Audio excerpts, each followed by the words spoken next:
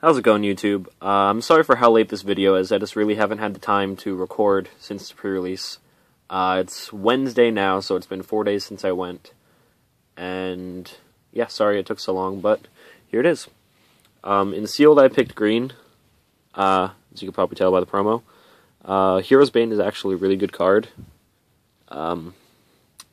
If you saw my Simic deck tech, you know I'm a huge fan of Hydras, and in a lot of cases, I could see this guy actually being better than Clonian Hydra. It sucks that he doesn't have Trample, but being able to pay 4 mana to double his power whenever makes him potentially get a lot bigger than Clonian Hydra a lot faster. With Nykthos in the format and in a deck with Prophet of Crufix, I think this guy could get really big really quickly. I plan to test him a little bit in Standard. He might actually be one of the best intro pack rares that we've had in a really long time. Maybe even on par with Wolfear Silverheart, which I kind of doubt.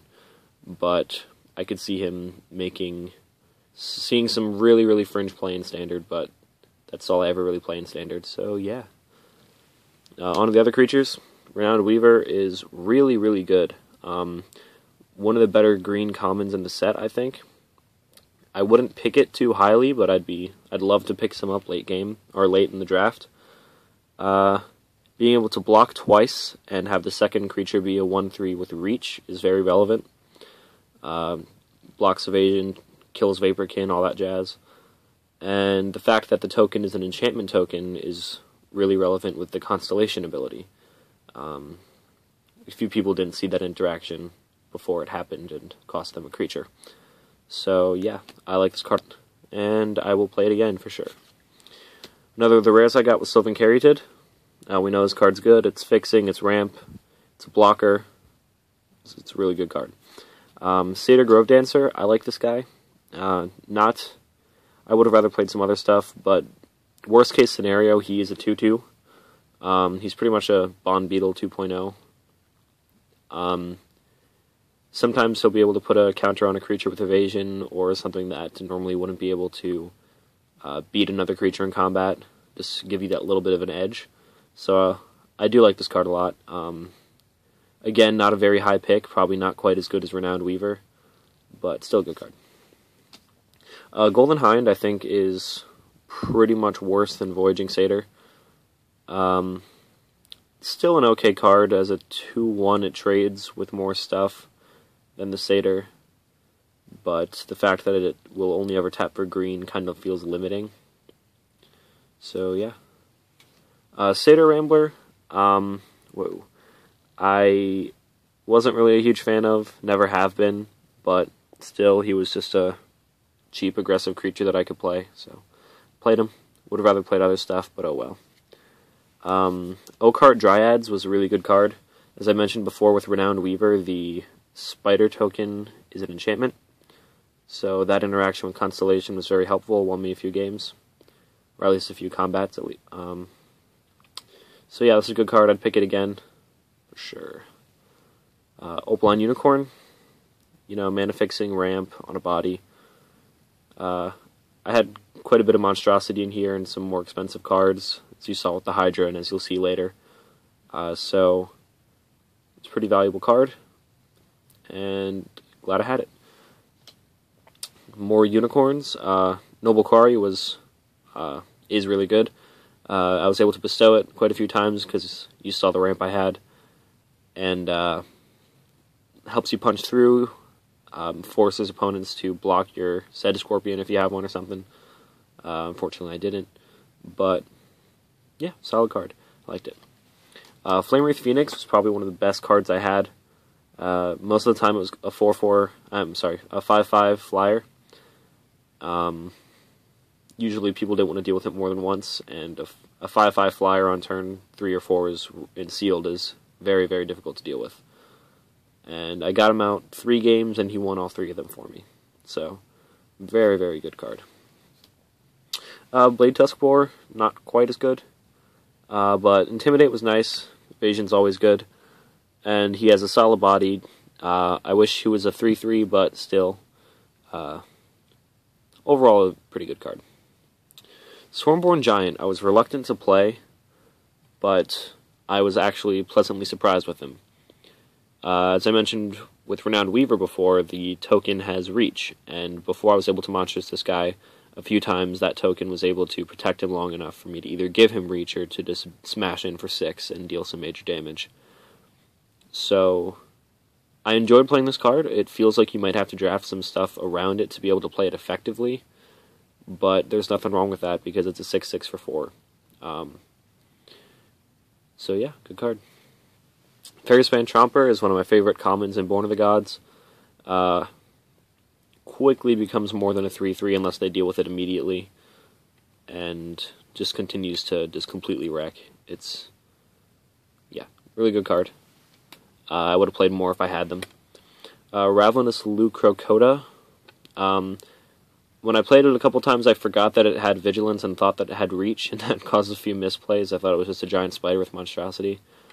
I would have preferred Reach a lot of the time, but still, Vigilance was very useful, and once he became monstrous, he became a huge threat every time. So, I would play this card again. It seems like a fairly high pick as a common, and really good card. Last creature is Bearer of the Heavens. After my second game, I realized that my deck wasn't all that great, so I threw this guy in there just for laughs, and a couple more ramp spells, but never managed to get him out, unfortunately. It would have been hilarious to bring out a 10/10 and just see what my opponent would do. But yeah, I didn't get to play him, but I like the card, so yeah. On to the non-creature spells, I had Font of Fertility, which gets lands, ramps up, thins out the deck, fixes. I liked it. Nothing too extraordinary, but still.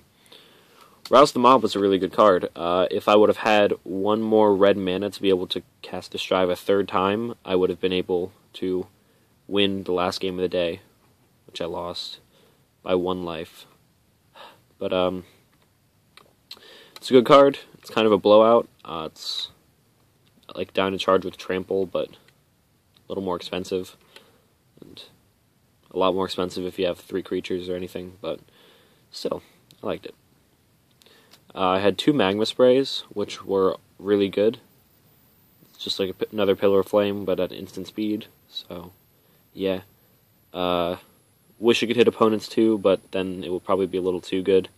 So yeah, I'm glad with it the way it is, and I enjoyed playing it. I had Defend the Hearth. This card was in there mostly because of Swarmborn Giant, and just to give me a little bit more longevity until I could ramp up and monstrous a creature or something. So I don't normally like to play cards like this, but it worked out. This card was very awesome. So Testing Tactics is an excellent green card. I'm going to test it out in Standard, not just in Heroic builds, but in like Monsters builds and stuff, because it's pretty much going to be a one-sided board wipe when you cast it, if it's in the right deck. And usually it's only for like 4 or 5 mana, which is awesome. Flurry of Horns was alright.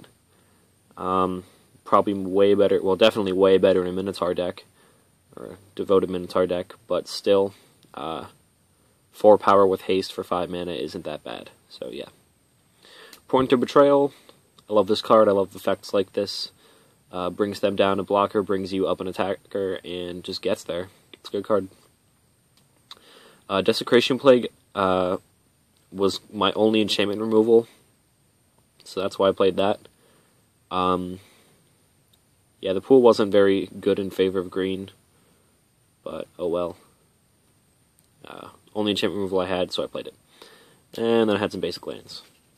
So overall, this deck went 2 and 3 for the day, which, meh, one of my worst pre-releases, but still had a good time, and Hero's Bane's a really solid card.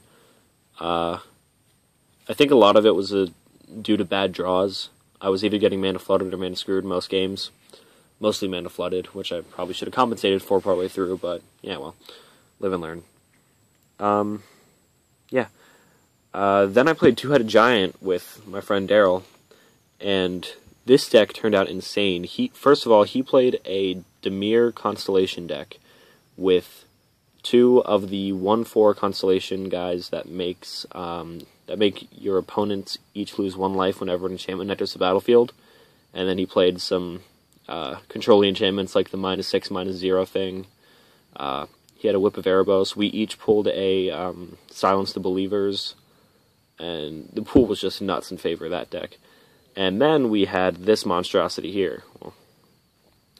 The curve on this deck was so low, and it was so aggressive, and it worked so well with his late-game control win stuff that we went undefeated in the Two-Headed Giant tournament. So this was the aggro deck of the two, for sure. I played 2 Stater Hoplites. This guy was really good as a 1-drop. Had quite a bit of heroic stuff in the deck, and he was awesome.